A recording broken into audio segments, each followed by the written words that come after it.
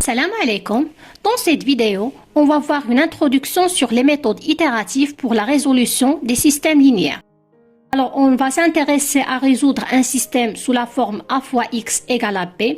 On sait qu'il y a deux sortes de méthodes, soit les méthodes directes ou bien les méthodes itératives. On a vu auparavant quelques méthodes directes telles que la méthode de pivot de Gauss, la méthode de Gauss-Jordan, Cramer, LU, Cholesky et il existe d'autres méthodes directes. On va étudier plus tard quelques méthodes itératives telles que la méthode de Gauss-Seidel et la méthode de Jacobi. La question qui se pose, quelle est la différence entre la méthode directe et la méthode itérative? Pour la méthode directe, on peut trouver la solution exacte x qui vérifie ax égale à b.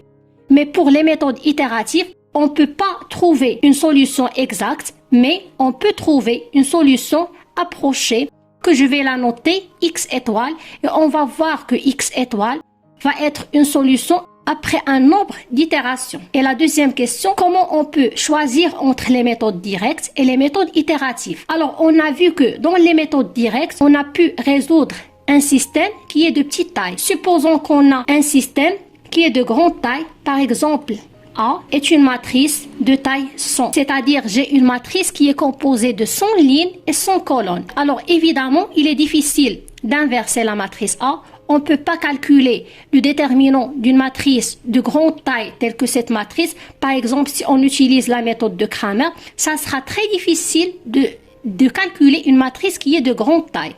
C'est pour cela, au lieu d'utiliser les méthodes directes, on va s'intéresser à utiliser des méthodes itératives. Maintenant, on va voir comment on peut utiliser les méthodes itératives.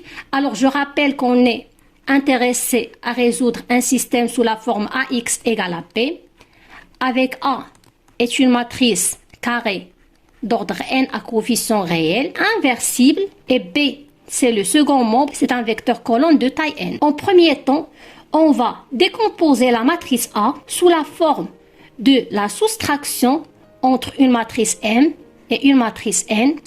Avec la matrice N, ça sera une matrice qui est facile à inverser. C'est-à-dire, on peut choisir M, c'est la diagonale de A, ou bien une matrice triangulaire. Dans ce cas-là, on sait qu'on peut facilement inverser la matrice M.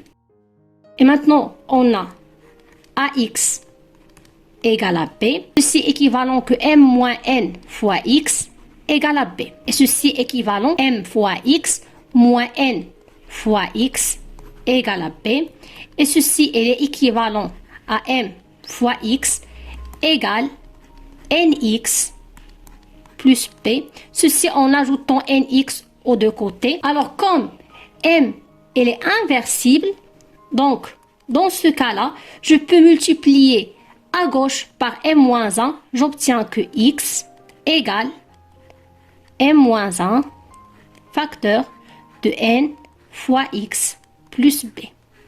Et si je pose ceci, c'est une application phi de X, donc ceci est équivalent à X égale phi de X. Donc, on a AX égale à B, il est équivalent à X égale phi de X. On se ramène donc à un problème de point fixe. Parce que j'ai ici X, c'est le point fixe de l'application phi. Et ici, je vais rappeler la définition d'une application strictement contractante. Alors, étant donné I un intervalle fermé de R et phi une application de I à valeur dans I, on dit que phi est une application strictement contractante s'il existe une constante K qui est dans l'intervalle ouvert 0,1, tel que pour toute couple x, y dont y croix i, j'ai la valeur absolue de phi de x moins phi de y inférieure à k, x moins y. C'est-à-dire j'ai phi une application qui est calypticienne avec son rapport, il appartient à l'intervalle ouvert 0,1.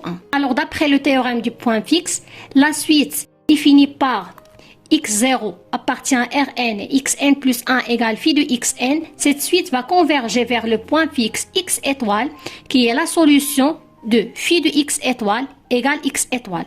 C'est-à-dire on a cette suite, il va converger exactement vers le point fixe x étoile. Et maintenant on peut donner le schéma itératif. Alors étant donné un point x0 dans Rn, j'ai xn plus 1 égale phi de xn. Et je rappelle que on a déjà posé phi de x c'est m-1 fois nx plus p. Alors, je vais remplacer x par xn. J'obtiens c'est m-1 facteur de n xn plus b. Donc, j'ai xn, il va converger vers x étoile qui est solution du système ax étoile égale à b avec la décomposition que j'ai mis, CA égale m moins n. Et comme ça, on va trouver une solution approchée du système ax égale à b qui est x étoile. J'espère que cette vidéo sera utile pour vous et si vous avez des suggestions, n'hésitez même pas de les mettre en commentaire et à bientôt.